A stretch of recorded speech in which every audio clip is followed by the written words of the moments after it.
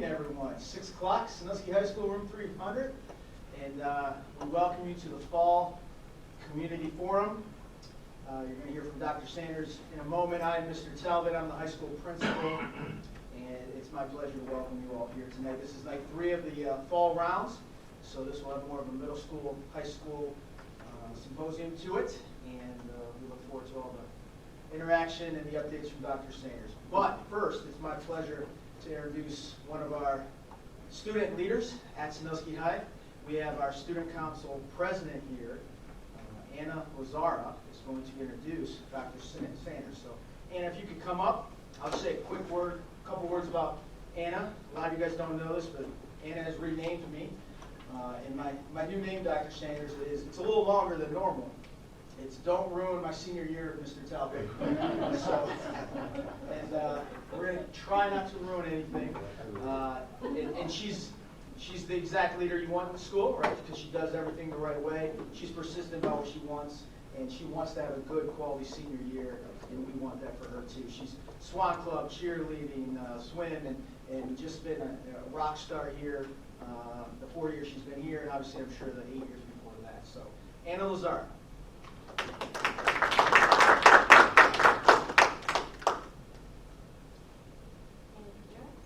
It's my honor to introduce Dr. Sanders. Dr. Eugene Tw Sanders is the Chief Executive Officer and Superintendent for the Sandusky City Schools. He is a nationally recognized thought leader in school transformation and innovative design. He has been inducted in the Hall of Fame at Bowling Green State University and the Hall of Achievers at Sandusky High School in recognition of his school leadership over the last 40 years. He is a 1976 graduate of Sandusky High School and received his bachelor's, 2 master's degrees, and a PhD in educational administration and supervision, specializing in organizational leadership and strategic management. In partnership with the Board of Education, the Sandusky City Schools has made significant academic improvement and offers unprecedented programs and opportunities for students. He is proud to serve as CEO and superintendent in his hometown. Dr. Sanders' leadership the district in opening 3 new elementary schools, which is the largest school construction project in nearly 200-year history of the district. Ladies and gentlemen, our CEO and superintendent, Dr. Eugene Tw.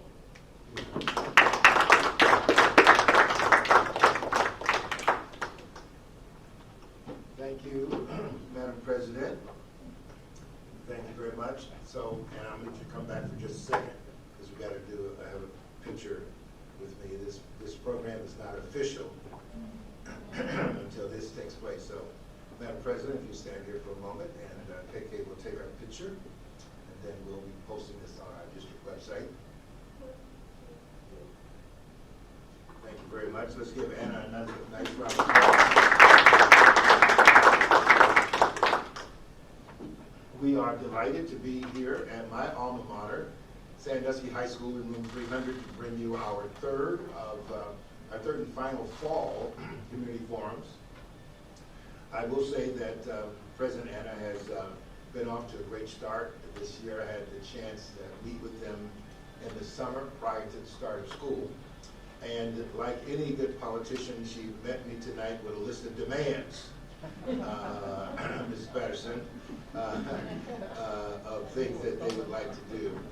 And I joined Mr. Talbot and clearly indicating that this is something that is important to us, and we're going to do everything in our power, as the board has directed me, to do everything in our power to make sure that the 21-22 school year is the absolute best school year we can manage under the conditions that we're in. And you have our commitment, Madam President, and an audience, and those who are viewing us by our website or by delayed video. We certainly are committed to making sure that that is indeed a possibility. We're delighted tonight to have the Vice President of our Board of Education, Mr. Thomas Patterson, who will come forward and provide a welcome and remarks on behalf of our Board of Education. Mr. Patterson, would you join me up front? Let's give him a nice Blue Shirt welcome.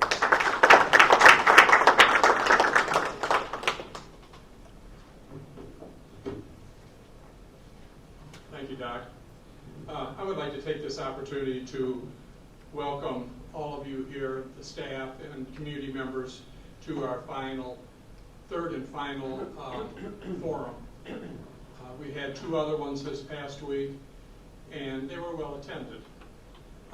These forums are a type of interaction that you can have with our staff and also our administration to answer the questions that you need to have answered.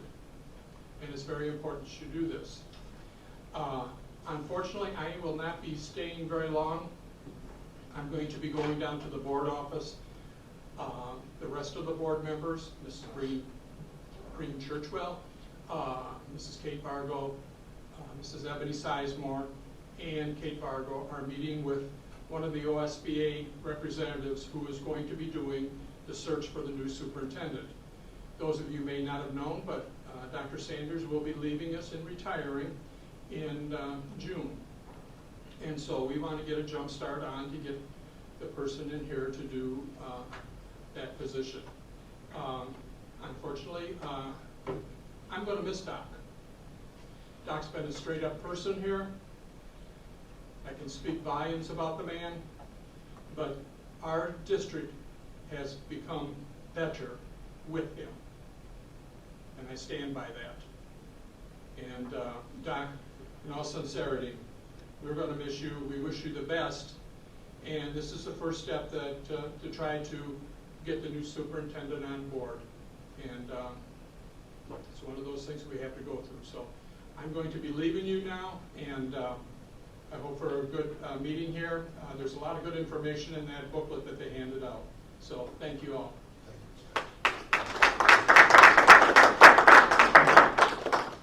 Thank you very much, Mr. Patterson. And as Mr. Patterson indicated, we do have a good amount of information to share with you this evening in the attempt to ensure that we share out with you the key factors of key things going on in the district, and we'll have some time at the end of our program for Q&A. My task tonight is to provide an overview of the district strategic leadership and executive management priorities. I will be followed by an academic update by Chris Norrell Fisher, who is our reading coach for the district. She's subbing for our chief academic officer, who is at another professional responsibility this evening. That'll be followed by our district financial update by our chief financial officer and treasurer, Mr. Jeff Paul, and then Mr. Dennis Moratory. Mr. Moratory will come up and he'll anchor our presentation this evening by providing an update on our operational priorities, along with obviously COVID related updates on things that are happening in the district. I could not be more proud to stand before you this evening. Every time I come to room 300, I just marvel at the improvements we've made over the length of time. I haven't mentioned this before, but I have the great pleasure of being in high school when this particular room was completed. Many years ago, I was a freshman in high school when that happened. And this building was brought on board. And then again, today, many 45 plus years later, to be in this facility tonight brings me great joy and great satisfaction. So thank you to Mr. Talbot, who is maintaining the high standards of my alma mater. We appreciate you and the leadership team for the great work that you are doing. This is also a middle school focused presentation tonight, and Mr. Kozak and members of his administrative team are present as well. Thank you, Mr. Kozak, to you and your team for the continued work that's happening here at the middle school. So a couple of goals that I'm working on this year that I think are important for you to know. And a couple of things. There is a handout with all of the printed materials that you may take with you. We are taping tonight, Ms. Weir, and you'll have the opportunity to view this via video, download it, share it with your colleagues and friends. I want to encourage all of our parents and guests to please download the material and share it out with as many people as possible so we can get our message out as broadly as possible. Within the last year and a half, we've been in the most traumatic transition in the history in my lifetime and in anyone's lifetime as an educator, trying to manage COVID, the pandemic, and other variables such as that. I want to say thank you to my faculty, our staff, my students, and my parents who have worked with us. They've been flexible, they've been adjustable, they've been able to modulate over the last year and a half and a couple of months now in unprecedented times. And you have trusted us and given us your trust and confidence, of which we don't take lightly. So we will continue to make decisions in the best interest of our students. And our primary commitment this year is to do everything in our power to stay in school 5 days a week and to modify that as we can and need to, and to try to manage our kids, providing our kids with as regular of a school year as possible. Therein, one of the key goals that we have for the year is to create a culture of care, compassion, and engagement with our employees and our student body and our parents and the larger community. While academic achievement and other priorities are listed here, which are important as well, I believe that this year is still a year of re-engaging, rebuilding, trying to reconnect after really being disconnected.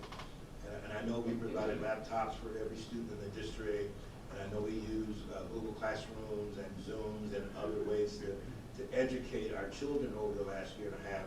There is no substitute for a dynamic, qualified Sandusky City Schools teacher being in front of kids in our district.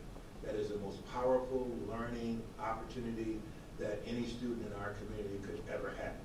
So we're going to do everything in our power to create the kind of environment where that can take place throughout the year.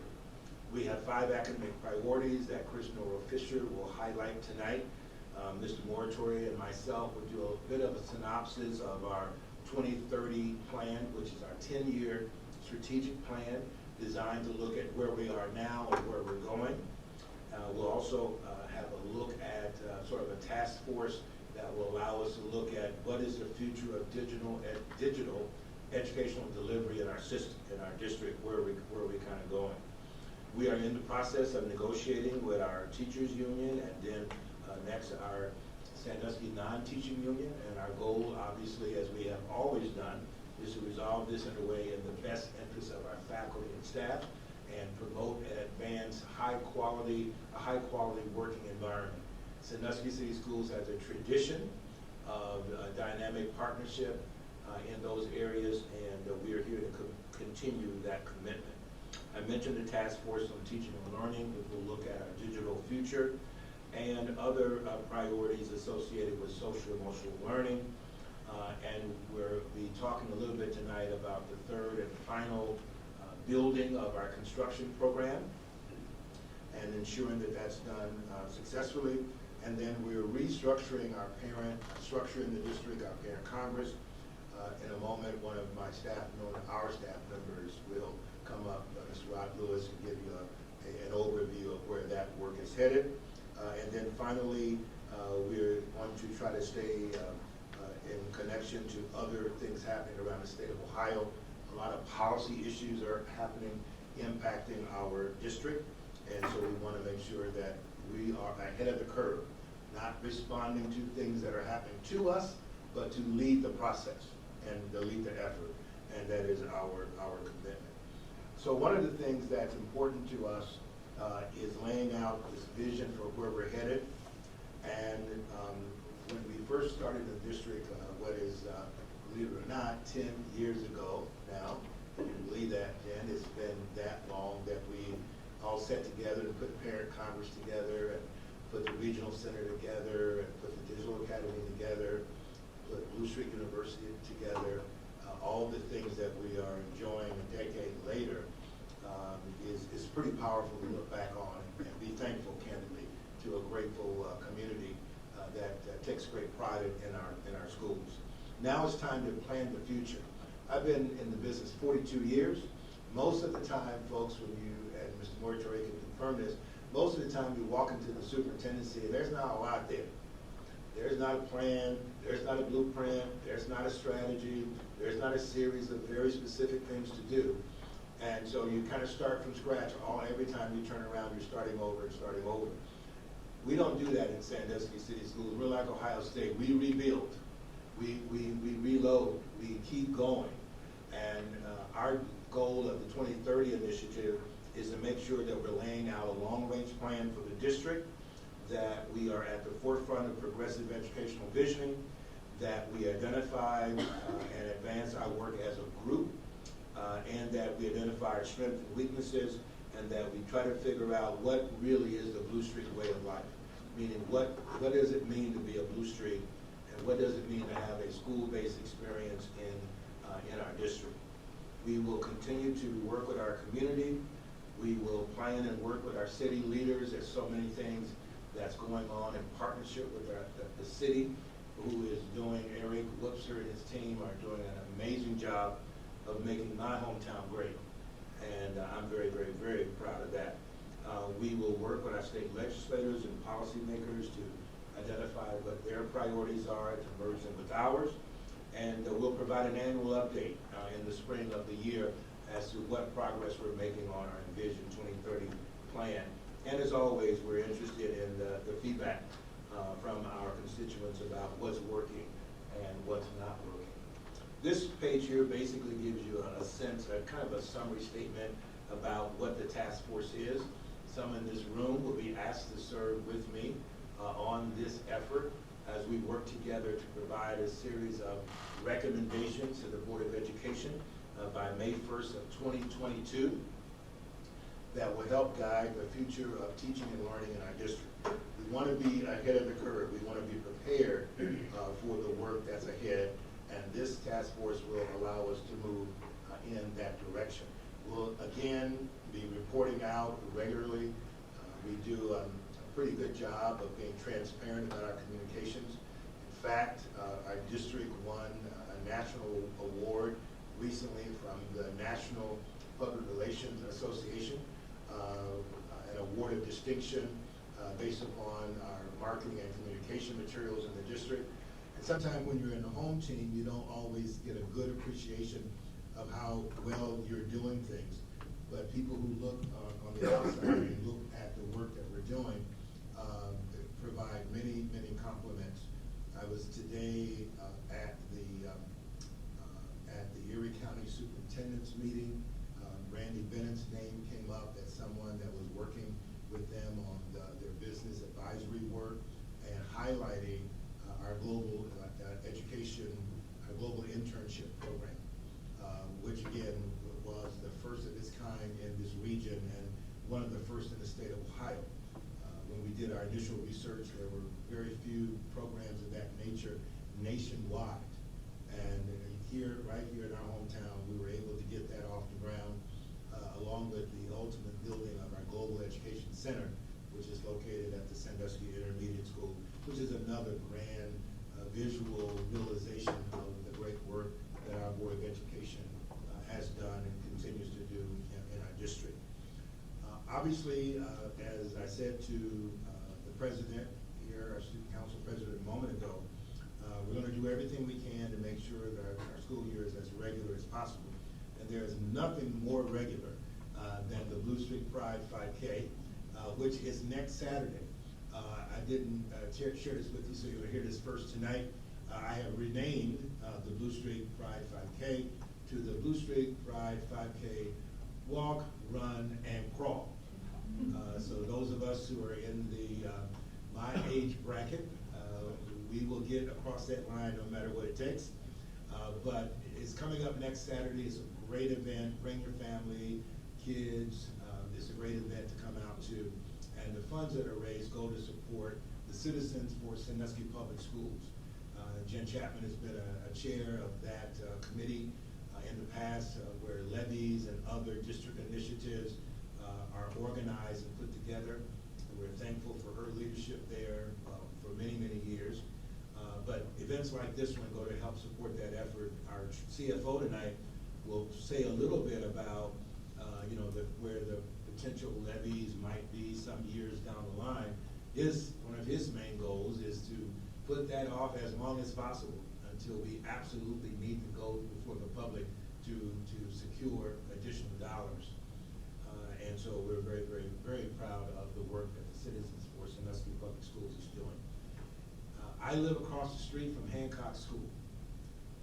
And not only did I go there as a kid, many, many, many years ago, but I get to see every day the realization of a vision that people like Jen and I kind of struggled a bit to come to the conclusion it was time for a new building. And once we kind of came to that realization, we basically said, let's make this happen. And thanks to your support in the fall of 2016, our district was able to receive $70 million to build 3 new elementary buildings in the Sandusky City Schools. As Anna noted in her introduction, it is the largest construction project in the history of our district. It is unlikely that we will see anything like this from a building perspective again, certainly in our lifetime. And so we marvel again, and we're grateful for the support of a wonderful community. In January of 2022, a mere few months from now, students who are in preschool and kindergarten will march themselves into a new building there at the Sandusky Early Learning Academy. It's going to be a great day. We'll be planning a ribbon cutting soon and formal announcements and invitations for the community to come in and see that facility.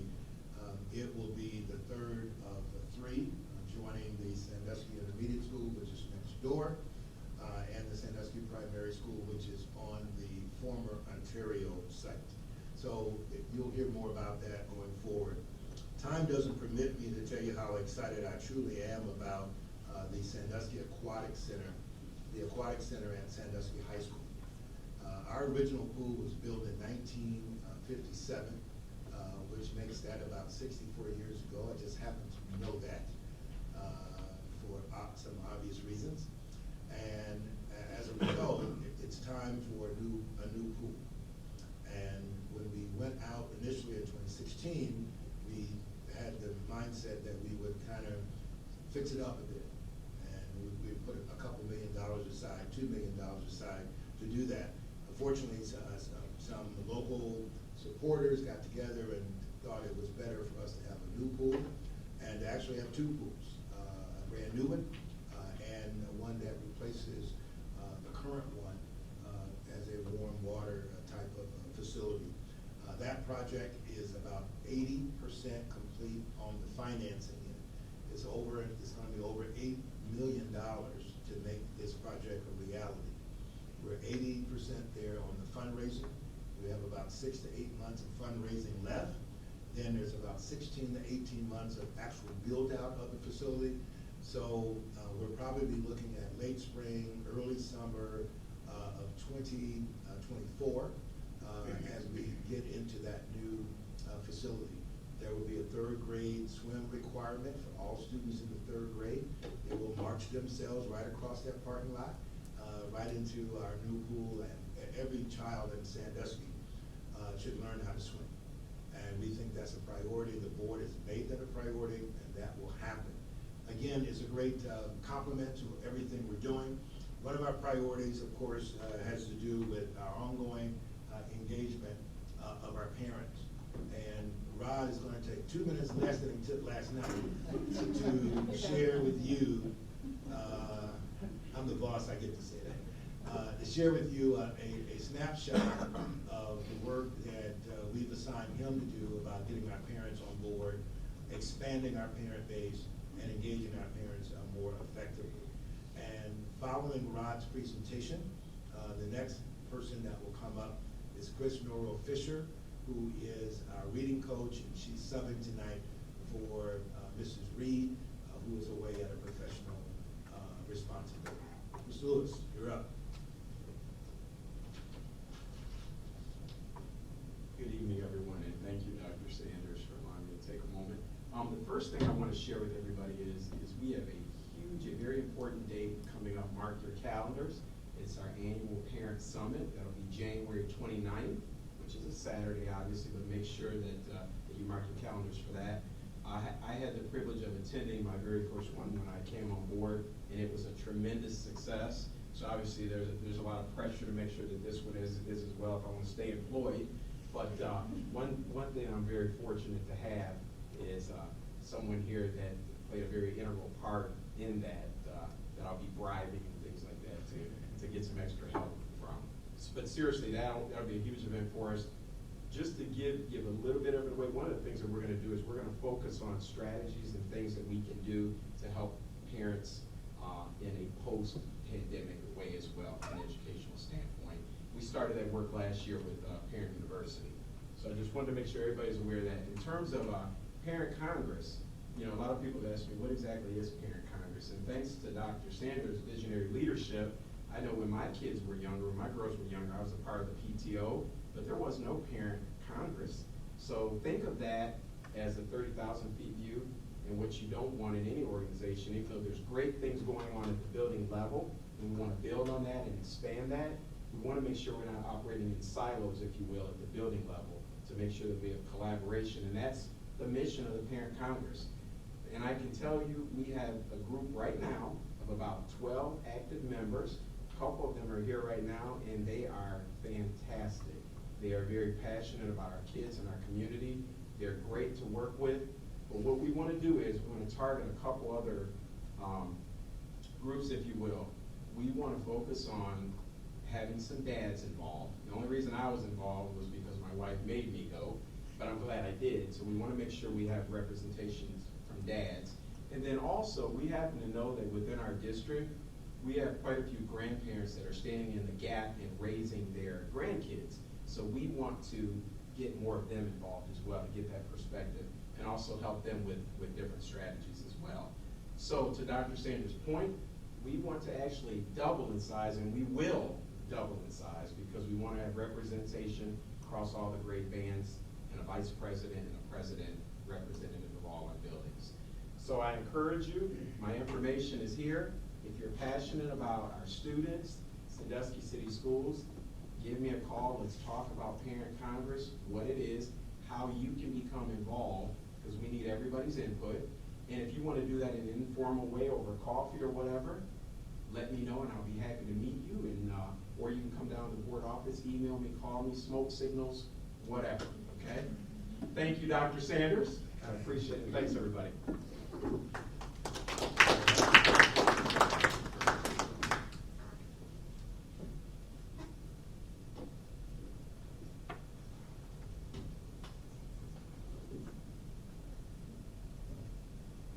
Hi everyone, as Doug said, I'm Norrell, the district reading coach, and I'm here for Mrs. Tracy Reed in sharing our academic plan from our department.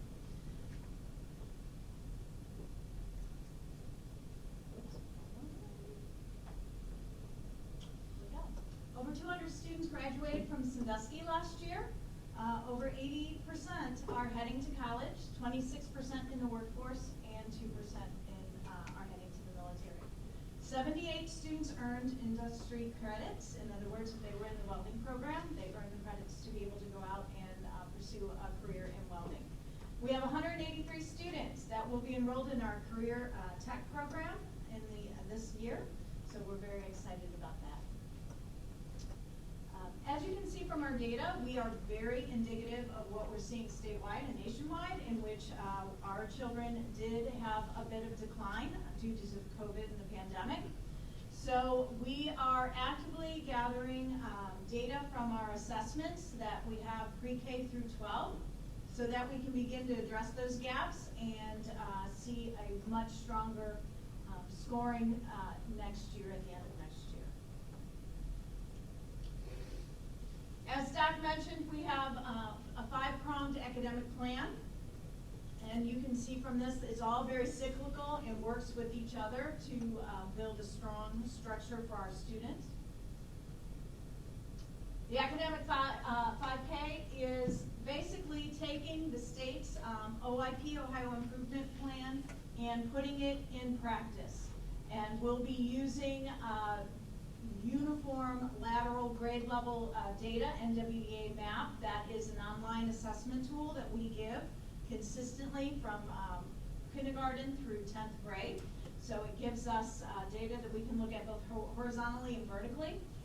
And we make sure that we're meeting the needs of the DFT and what the plans that we put in place through our DFT, which stands for our District Focus Team. We check to make sure that we are hitting those measures in the plans that we have put in place. Modern Teacher is an outside vendor that we have used to help us transform into the 21st century. We work with this job-embedded, virtual, synchronous and asynchronous program, and it was crucial to help us pivot during the pandemic because it helped us change and be able to deliver some instruction virtually. This strategic plan has some short, intermediate, and long-term outcomes, and we will be working with them over the next few years. The Academic Recovery Plan. I'm very proud to say that Sandusky was putting an academic recovery plan in well before the state mandated it. So we have been working to address those gaps, and knowing that our students may be struggling a bit through not being able to fully access face-to-face instruction. So we will be looking at that and looking at our data to form after-school programs to help drive our summer programs and different things that we're doing to help our students close that gap. The Professional Learning Plan is a comprehensive plan that supports all the employees in Sandusky to help make sure we're all on the same page and working towards the same academic goals. It's an essential component of all the other priorities. It will be ongoing, it's embedded. So when you hear that there's a Professional Learning Day, this is what we're focusing on. We're focusing on the academic 5K and the other 4 components.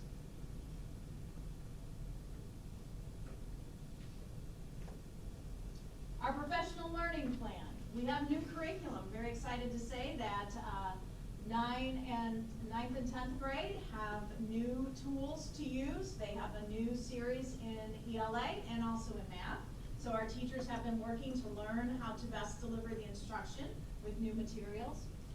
Kickboard, you will hear a lot about social emotional. We hear a lot about that on the news. We are using a company that is helping us all get on the same page with our social emotional learning and help support our students in what they're going through. Step by Step is a company that we're using with K-3 to address our literacy issues there. It gives us some training on the newest research in reading, and also we are using a tool that's a common intervention that helps with phonemic awareness and phonics, and so our teachers are starting to implement that.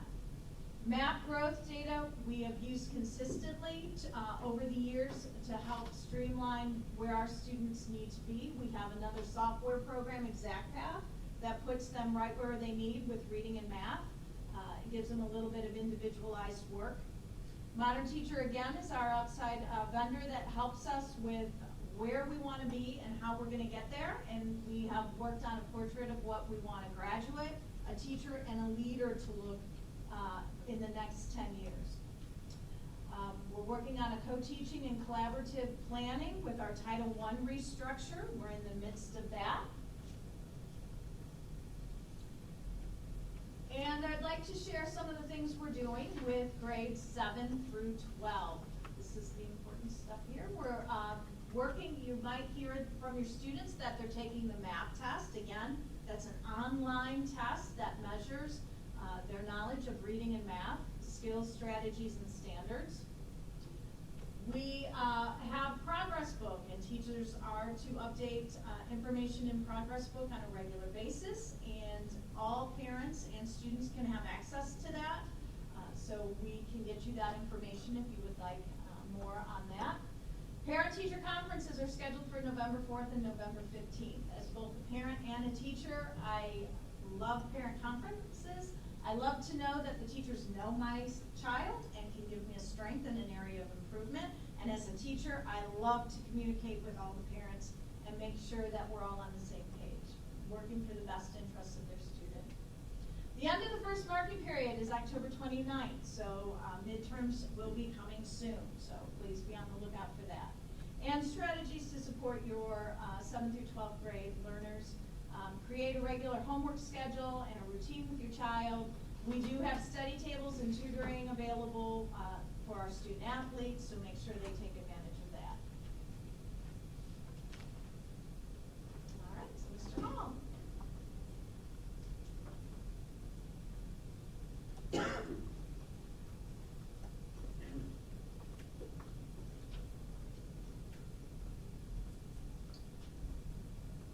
Wonderful. Thank you very much, Chris. Jeff Hall, Chief Financial Officer here for the district, here to talk a little bit about a few things happening in our department and everything that we've just reviewed for the district. Obviously, unfortunately, is not for free. So many of the initiatives, not only from the curriculum items, as well as all the way from textbooks to people to facilities, to make it go, obviously the monetary aspect is really what is my primary objective. So I'm here to explain a little bit about where we are fiscally and talk about what we're forecasting here over the next couple of years. But first, I'll tell you a little bit about our top 5 priorities, or goals, if you will, for the fiscal department. One thing you might have heard in the news here in Ohio is that in June, the state legislature, by law, passed the new biennial, new 2-year budget for public school funding. And so, but for the first time in 25 years, we have a brand new state funding formula. How that affects Sandusky City Schools is like the other 600 plus public school districts. It means a new formula. It's based on local taxing capacity, local enrollment, and local income. So there's some different formula aspects that do play a part in this formula that's never really played as heavy an impact as it has in the past. So my job is to integrate that change in formula, which is really we're going to know more about that because the state hasn't really rolled it completely out. But in the November forecast update, I fully anticipate knowing what those numbers are going to look like for this year and beyond. So stay tuned for the November update. Part of our primary objective is to manage cash flow. We typically, we're funded by property tax and basically state foundation, state aid. Those are our 2 primary revenue generators. And so once that money comes in, we have to manage that cash flow most effectively. It's really about managing a cash balance sheet for the most part, which is really why we're so, basically every purchase order that has to come across my desk, because I have to really, my staff of 4 has to manage that most effectively. So managing cash flow and also district budgets, not only district-wide, but departmentally, is our #1 objective. Leading the way, as Doc had alluded earlier and mentioned, our primary, I wouldn't quite call it 3, any of these are interchangeable for #1, but leading the way to lengthening the levy cycle, which for all of our stakeholders, primarily our taxpayers, everyone in this room most likely, that does affect. We haven't had a new operating budget or operating levy since 2012. We take great pride in that. We don't anticipate another levy for the next number of years. So nothing that's on the horizon at this point, but we're always looking over a 5-year horizon, which by law, that's my job, is to help the district realize what's coming down the road, both short-term and long-term. And I think in 1 to 3 year increments. I know sometimes our vision goes up to 10 years, but in order to get to that 10 years, my job is to look short-term to get us there. #4 is communicate and collaborate with stakeholders, both internal and external.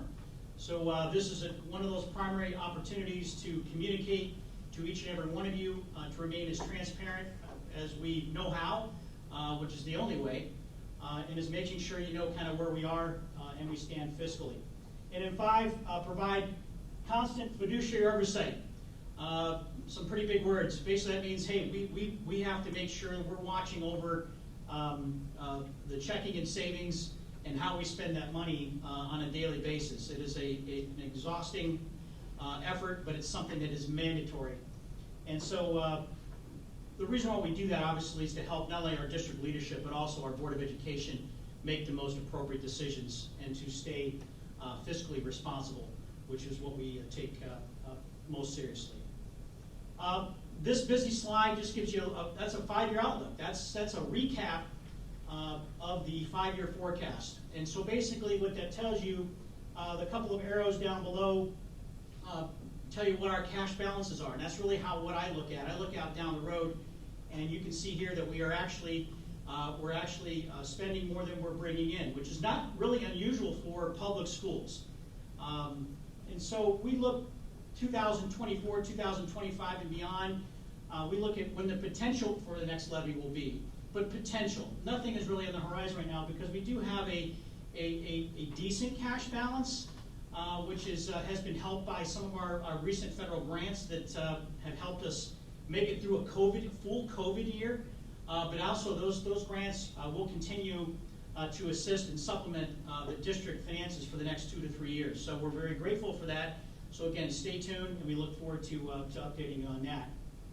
And then finally, or actually last, I think I got maybe one other slide, but this is a couple of pie charts. On the left-hand side, it's our revenues. Right-hand side is our expenses.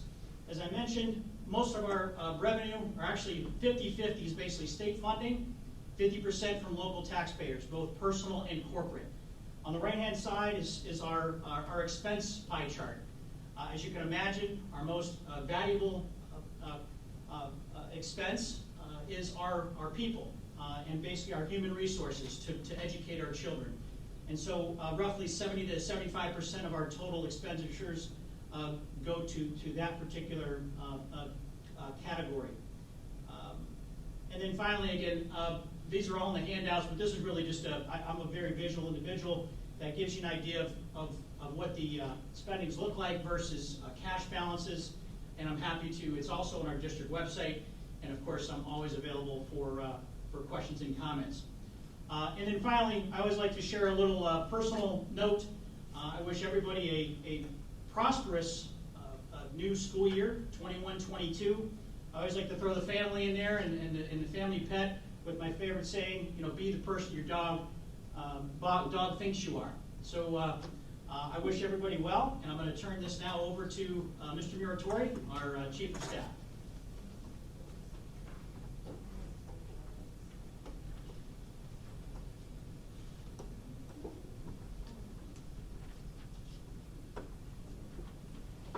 Good evening, everyone.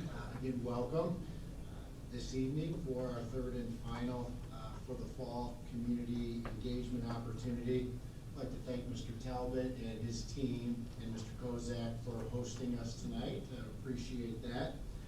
Also want to thank, or maybe congratulate is the better term, our students, our parents, and our faculty and staff for, outside of a few COVID-related speed bumps along the way, it's been a rather successful opening to the school year with all things considered. So appreciate the flexibility, the patience. We're really grateful for that you're allowing us to do what we do best. So thank you for that. Over the next 10 minutes, I'm going to give you just a quick outline of the priorities that are from my office, the Office of the Chief of Staff. Quickly, I hope before or when you leave here tonight, you may walk out, or hopefully you will walk out and say, wow, a lot of what was said, there was a lot of overlap, talking about priorities and goals and vision. Well, that's a good thing. That's the sign of a very well-managed organization. That means there's alignment. So if there's overlap there, that's a key takeaway. So that's one thing that we're looking for. One of the first and probably most important priorities from my office is keeping schools open. Keeping schools open 5 days a week under the circumstances that we're dealing with. Keeping schools open, keeping them safely open. Again, as Dr. Sanders mentioned, keeping our students in front of our teaching staff, our highly skilled, highly qualified teaching staff. There is no substitute for that, for a quality education. So that is the number one priority from my office at this point in time. So to remain open, when we left in June, we thought the worst of the pandemic was behind us, but not so much. So to achieve that priority, keeping our students in front of the highly qualified teachers, we have to double down on those tried and true research-based safety protocols, if you will. Those protocols, good hygiene, washing hands, sanitizing those high-touch areas on a frequent basis, practicing physical distancing of 3 feet plus, asking our students and our staff to conduct those daily symptoms assessments. When you're not feeling well, students and staff, we're asking that you stay home for the day, get a handle on what's going on. Of course, requiring face coverings. We did not think we would be at this point this early in the school year, but lo and behold, here we are. And I appreciate Dr. Sanders for making that requirement. I can tell you firsthand this week, the number of positive cases that have come before me, and I see every one of them, has diminished greatly. We were upwards of 14 or 15 last week. I believe we're at less than a half a dozen this week. And I attribute that to the requirement of wearing face coverings. So there's a huge impact with that. Other protocols that our district has initiated or that we're following to deal with the variables that are associated with year 2 of a global pandemic. Some of the things that our district has taken upon ourselves to do, we've hired additional nursing services. Each building will have additional nurses to deal with not only the pandemic situation, those variables, but for the tried and true things that happen daily, those bumps and bruises. Our district has created in each building isolation or quarantine spaces because, again, we want to separate those folks that possibly are symptomatic from, again, those daily bumps and bruises that happen with our students. Our district now has or is following a plan for updating our HVAC filters. Sounds very plain, but we are doing this quite often now on a more frequent basis to keep that ventilation, keep air clean and virus-free. We're also have turned off all of our non-water bottle filling drinking fountain stations, turned those off at the direction of our local health department. We continue collaborating very rigorously with our local health department. They have been absolute wonderful partners as we have gone through this pandemic. We're very appreciative of that. We've also are going to continue following the guidance and recommendations of not only the local health organizations, but health organizations at the state level, the Ohio Department of Health, and of course those federal health organizations such as the CDC. Something else that we want to do as we are managing these variables, engaging our constituents, our stakeholders, like we're doing tonight. Your voice is very, very important to those decisions that we make. We like to have data-driven decisions. We will have data-driven decisions, and part of that data will be feedback from you, our parents, our faculty and staff, and from our students as well. So again, you can count on that continuing as we move forward. Other items that we have to do, that we have to manage related to the global pandemic will be quarantine. Quarantine is a major factor of keeping our schools open 5 days a week on a consistent basis. And I will say, probably the most challenging part of quarantine is not the positive cases. Those are the easy parts, or the easy pieces to deal with. Quarantining of those close contacts, that is the real challenge that we're facing. And again, as Doc mentioned, or as he instituted the mandated face mask, that has really scaled back the number of quarantines, because when a student or a staff member is quarantined as a close contact, when there is that situation, the health department directs us to ask 2 simple questions. One, was the close contact vaccinated? And 2, was the close contact wearing a face mask on a consistent basis? If you can answer yes to the first one, vaccinated, continue staying in school or on the job if you are a close contact. If you are a close contact, student or an employee, and you were not vaccinated, but you consistently wore your face covering, you can stay on the job, you can stay in school. So again, absolutely critical that we follow those mitigation strategies. Wearing that unpopular face covering, it's a game changer for us. So managing the quarantine, part of the process is very important to us. And again, all quarantines are coordinated through the Erie County Health Department.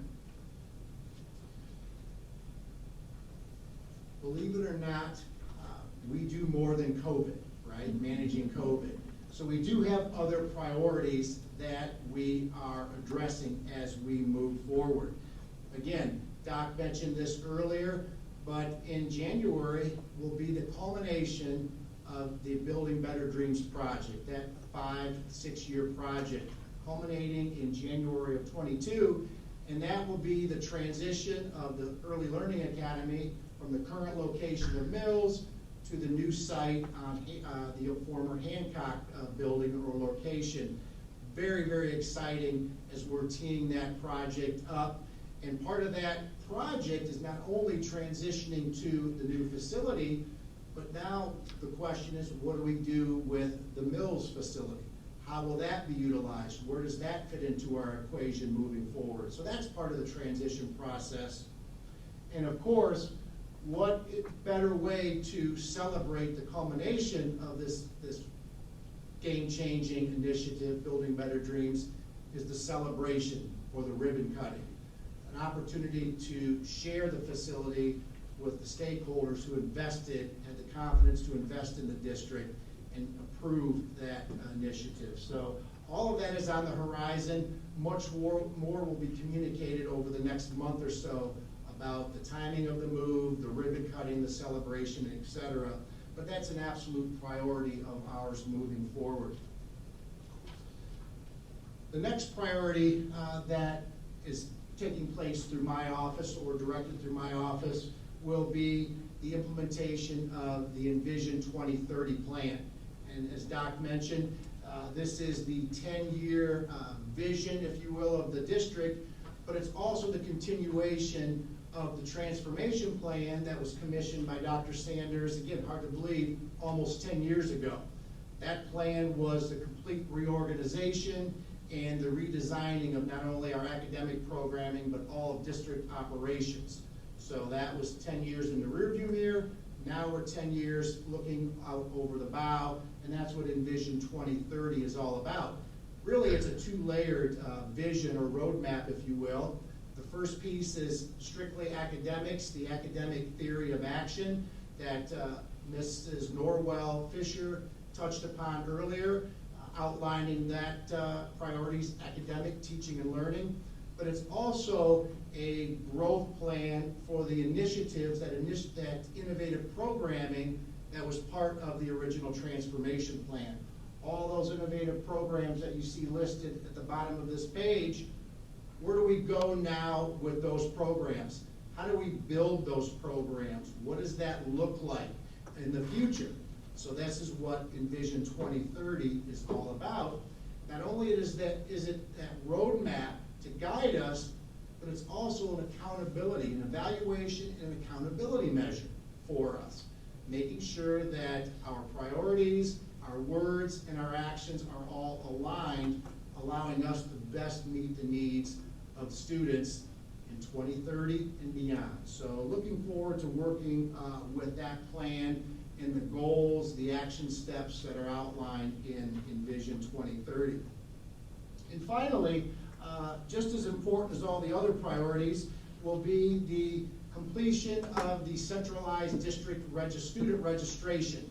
We've implemented this centralized process to help you, our parents, to make it easier, more streamlined. It allows us to be more consistent in our record keeping, And eventually, it will allow us to become a paperless registration process, because we always have to keep in mind our environment, right? The footprint that we leave. We also, and again, I so much appreciate Dr. Sanders recognizing the importance of a culture of care. Our community, our students, our faculty and staff have been through so much over the last 18 months. And really, while we are turning the page, there's still a long way to go. We cannot forget about how we treat one another, the climate and culture that we build.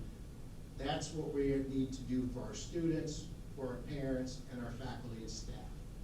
Before we can teach reading, writing, and arithmetic, we have to address those emotional needs, creating that culture of care. Extremely important. So looking forward to building that climate and culture by the things that we do, the things that we say, etc. And finally, as Doc mentioned, we are going to complete the negotiations, the collective bargaining with our teacher partners and our non-teaching partners. Again, that's part of creating that culture, that collaboration that will take us into the future. So looking forward to addressing all of those things that we mentioned, that I mentioned here this evening. At this time, I would like to turn the program over to Dr. Sanders, and go Streaks. Let's beat Akron St. Vincent St. Mary tomorrow night.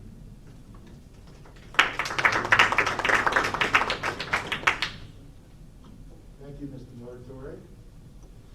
Thank you, Mrs. Norrell Fisher. And thank you to Mr. Hall. I want to introduce, before I open it up to the floor for questions, I want to introduce another one of our key administrators that without her leadership, we would really be struggling a bit with our graduation rate at the high school, because so many kids fit into different categories, and round pegs, square pegs, and all that kind of stuff. Back when I went to school, this is where you went, and that was the name of the tune. But under the leadership of Mrs. Sherry Smith at our Sandusky Digital Leadership Academy there, who is doing a terrific job of working with our kids who need to either advance their learning, or to have a modified learning program, or a digital delivery system. That was one of the first innovative programs, Sherry, that we created 10 years ago now. And Sherry has led that effort for many years and does a fabulous job. So I wanted to make sure our audience tonight knew that Mrs. Smith was here, and how much we appreciate her leadership, along with Mr. Talbot and along with Mr. Kozak and our other administrators and faculty and support staff. So thank you, Sherry, for your leadership there. This is the time of the program where we open it up for questions or comments or observations from the group. We have a cadre of leaders available tonight that are able to respond to probably any question that you might have. We will be around following the meeting tonight.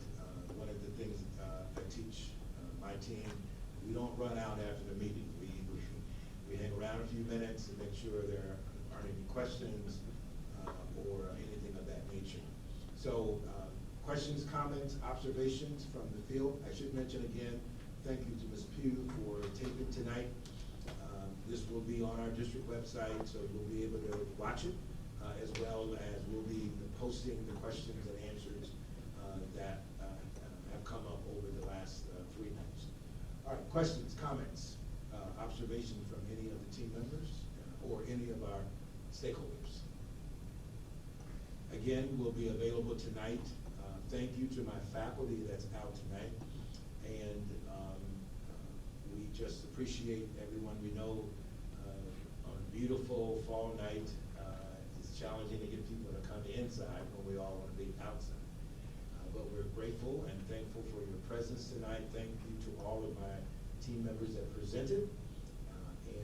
Thank you to President Lazar for that very kind and gracious introduction tonight. Do you have any other information for me before I leave? Or are we good? All right, okay. I check in. This is Julie's child. I gotta check in to see what's going on. We do appreciate her, though. She's a terrific young lady, and hard as we can, as Mr. Talbot has shared with me, to do everything in our power to give our kids the best experience. The only thing is, we gotta balance the best experience with safety precautions and protocols. So, but there's always a way to find a way to make things work, and so we look forward to making it happen. Thank you for coming out tonight. You can reach me at Ask Dr. Sanders at scs-k12.net. You can call me and Mrs. Turbin. Our number is 419-984-1000. You can reach out to us directly, and we'll return your call promptly and respond to you. So thanks, everybody. Have a pleasant evening. Let's go Streaks.